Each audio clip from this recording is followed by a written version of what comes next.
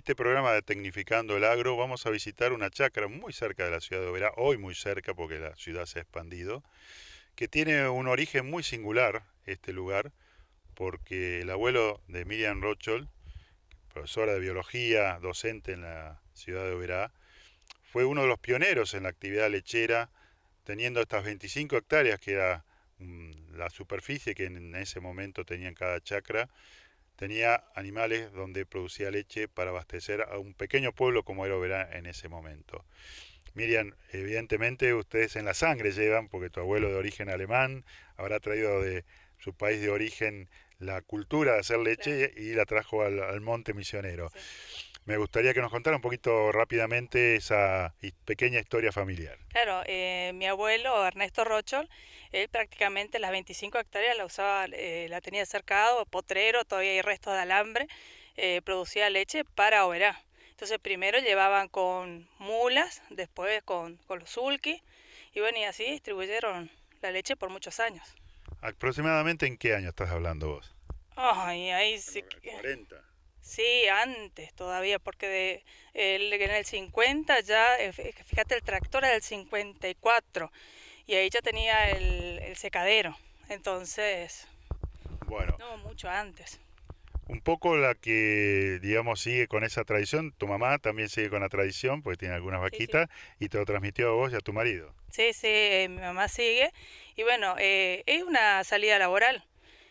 O sea, a mí me gusta la parte genética, siempre me gustó hacer cruza, por ahí conseguía toro, pero antes no había la posibilidad de la inseminación. Pero después, bueno, la posibilidad de hacer el curso de inseminación y mejorar la genética de esa forma, mejoró muchísimo lo que es la producción. ¿Y ustedes qué raza están trabajando en este momento? Para la producción de leche, holandés y jersey. Ya estamos haciendo cruzas, por ejemplo, de las holandesas podés cruzar con jersey y obtener lo que en Europa le llaman la Holstein. O sea que es una vaca un poquito más rústica, más pequeña, que se adapta un poco mejor al clima de Misiones.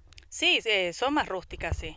El problema es que para mantener, porque son híbridos, entonces tenés que tener semen de toros híbridos como para mantener la raza. O sea, las cruzas, los Holstein son excelentes lecheros. El problema es que tenés que conseguir semen de Holstein. Claro, en Argentina se especializó mucho en Holando, lo que llamamos Holando, y en Jersey, pero como razas puras. Claro, sí, sí. Y ustedes sé que, digamos, no tienen toro, No, no. tienen pequeña superficie. Me gustaría que nos comentara, por una decisión bastante audaz, del hecho de no contar con un toro por un repaso. No, nosotros no tenemos toro. Lo que pasa es que si tenés un toro tenés que contar de que es un animal más que está alimentando y cuántos años puedes tenerlo. Y son pocos años porque después, 2 años y más de eso no lo puedes tener dentro del campo, porque si no ya las hijas quedan preñadas de su propio padre. Sí, no, nosotros usamos parte de la chacra que tal vez eran 6 o 8 hectáreas que después vamos a mostrarlas, como para la producción intensiva, que es maíz y avena. ¿Ustedes hacen silaje? Sí, hacemos silaje, sí. ¿Y cómo hacen el cultivo de maíz en tan pequeña superficie para que les rinda? Porque evidentemente la gente en Misiones sabe perfectamente que estas son chacras de muchísimos años, ya tiene más de 80 años de cultivo.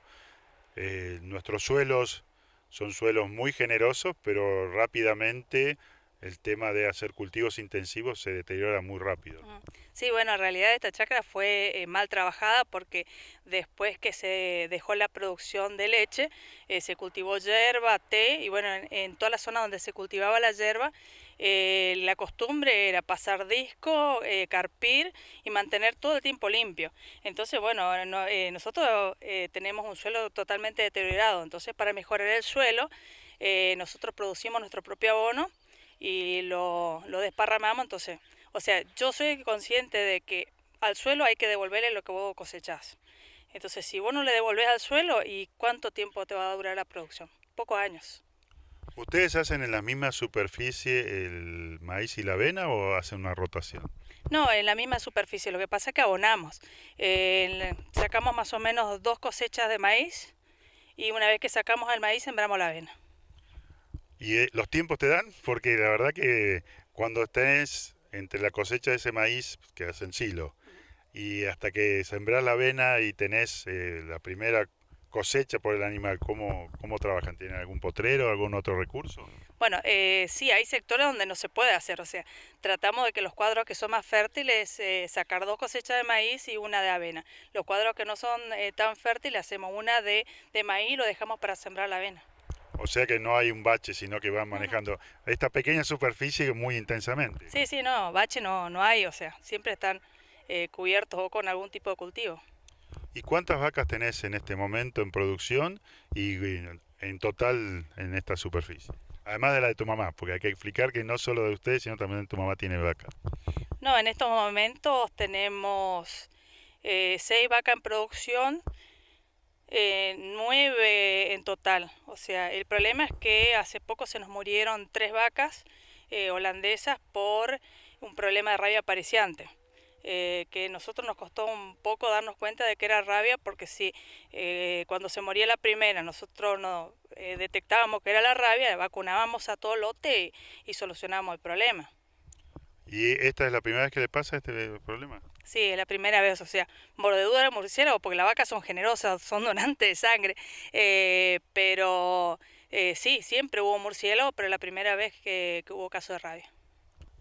Evidentemente, ustedes, las vacas, tienen un alambrado para que no se escapen, pero tienen ustedes muy generosos vecinos que complementan su actividad, ustedes ayudándole a ellos con la limpieza del té y ustedes logrando alimentos. Me gustaría que nos explicaran un poquito cómo trabajan con ese tema.